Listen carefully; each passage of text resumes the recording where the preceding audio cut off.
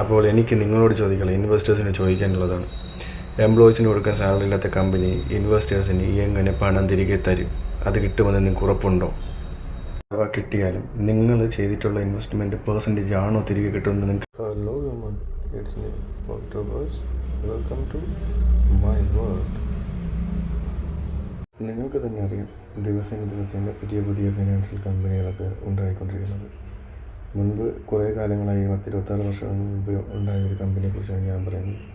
അതും ഇപ്പോൾ പറയേണ്ട പ്രസക്തി എന്ന് പറഞ്ഞാൽ ആ കമ്പനി മുന്നോട്ട് പോകുന്നത് ഒരു വലിയ ഡിസാസ്റ്ററിൽ കൂടെയാണ് പോകുന്നത്.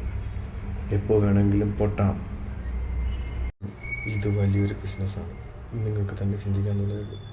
ഒരു കമ്പനി ഉണ്ടായി കുറേ കോടിക്കണക്കിന് വരുമാനമാകുമ്പോൾ ഇത് പൂട്ടിക്കെട്ടിയ ഒരു പോക്കുണ്ട്. അത് കഴിഞ്ഞിട്ട് വീണ്ടും സഹോദര സ്ഥാപനമായിട്ട് വീണ്ടും തുടങ്ങും. എക്സാമ്പിൾ നമ്മൾ നെടുമ്പറമ്പിൽ തന്നെ അറിയാം. പൂട്ടിക്കെട്ടിയെല്ലാം പോയിട്ട് വീണ്ടും സഹോദര സ്ഥാപനമായി നെറ്റ് സ്റ്റാർ എന്നുള്ള പേരിൽ വേറൊന്നും തുടങ്ങിയിട്ടുണ്ട്. ഇതിനു മുമ്പേ ഉണ്ടായിരുന്ന എല്ലാവർക്കും വിശ്വസ്തത വരുത്തിയ പോപ്പുലർ, അത് പൂട്ടിക്കെട്ടി ഒരു പോക്കങ്ങ് പോയി. ഇപ്പോഴും പൈസ കിട്ടാൻ ഒരുപാട് പേരുണ്ട്. മുങ്ങാൻ പോകുന്നൊരു കപ്പലിനെ കുറിച്ചാണ് എനിക്ക് നിങ്ങളോട് പറയാനുള്ളത്.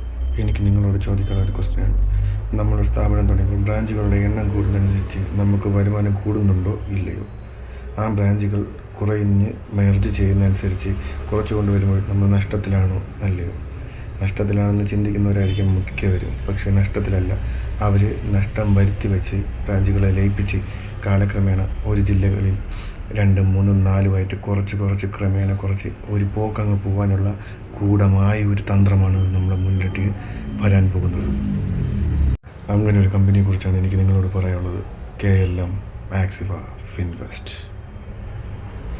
ഇവരുടെ വലിയൊരു തട്ടിപ്പിനാണ് ഞാൻ നിങ്ങളോട് ചൂണ്ടിക്കാണിക്കാൻ പോകുന്നത്. കൊച്ചി ഇടപള്ളിയിൽ വലിയൊരു ബഹുനില കെട്ടിടം ഇവർ കെട്ടിയിട്ടുണ്ട്. കോർപ്പറേറ്റ് ഓഫീസ് എന്നുള്ള രീതിയിൽ വലിയ ആൾക്കാർ വന്നാണ് അത് ഉദ്ഘാടനം ചെയ്തത്. പക്ഷേ എംപ്ലോയീസിന് കൊടുക്കാൻ ഇവർക്ക് സാലറി ഇല്ല, അതിന് കൊടുക്കാൻ വയ്യ. അപ്പോൾ എനിക്ക് നിങ്ങളോട് ചോദിക്കണം, ഇൻവെസ്റ്റേഴ്സിന് ചോദിക്കാനുള്ളതാണ്. എംപ്ലോയീസിന് കൊടുക്കാൻ സാലറി ഇല്ലാത്ത കമ്പനി ഇൻവെസ്റ്റേഴ്സിന് എങ്ങനെ പണം തിരികെ തരും? അത് കിട്ടുമെന്ന് നിങ്ങൾക്ക് ഉറപ്പുണ്ടോ? അഥവാ കിട്ടിയാലും നിങ്ങൾ ചെയ്തിട്ടുള്ള ഇൻവെസ്റ്റ്മെൻറ്റ് പെർസെൻറ്റേജ് ആണോ തിരികെ കിട്ടുമെന്ന് നിങ്ങൾക്ക് എന്തുറപ്പുണ്ട്? ഇവർ പൂട്ടിക്കെട്ടി പോയി കഴിഞ്ഞാൽ നിങ്ങൾ ആ ബ്രാഞ്ചിലുള്ള എംപ്ലോയീസിനോടല്ലാതെ മറ്റായിടത്തെങ്കിലും ചോദിക്കാൻ പറ്റുമോ? എന്തുറപ്പുണ്ട്? കുമ്പത്തുള്ളവന്മാരെല്ലാം രാജ്യം കടന്നങ്ങ് പോകും, കടൽ കടന്ന്. അങ്ങനെ പോയവരുള്ള നാടാണ്. ഈ കമ്പനിയുടെ മറ്റൊരു തട്ടിപ്പാണ് എംപ്ലോയി സാലറി ഹോൾഡിംഗ്. ഒരിടത്തും മെൻഷൻ ചെയ്തിട്ടില്ല എംപ്ലോയീസിൻ്റെ സാലറി ഹോൾഡാക്കാൻ പറ്റുന്നത്. പക്ഷേ ഈ കമ്പനിക്കുണ്ട്.